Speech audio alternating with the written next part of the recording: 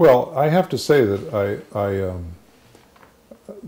the human self has within it, we have within us, this impulse toward sacredness and reverence and respect, and also an impulse toward violence and the illusion of control.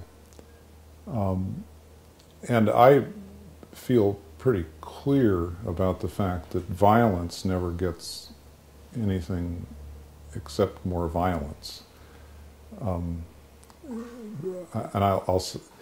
What I mean by violence is not just dropping a bomb on people or physically striking or shooting somebody.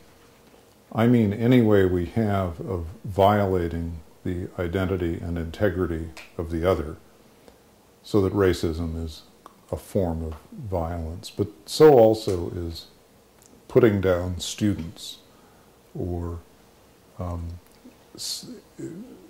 being in the world with such an empty identity, an empty sense of self, that you have to suck your identity out of other people, deprive them of theirs in order to get one for yourself. You see physicians doing this, making objects out of patients in hospitals because they have so little sense. They wouldn't know who they were if they didn't have control over these objects that happen to have names.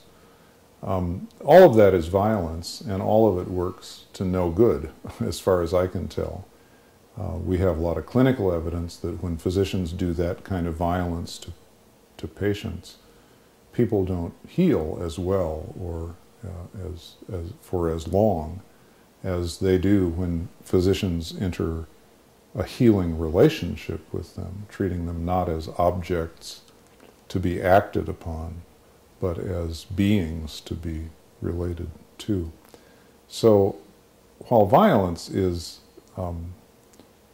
a permanent part of the human repertoire, I would argue that we must commit ourselves to a permanent struggle to minimize the amount of violence that we do, and to find a different way of being in the world which is more life-giving.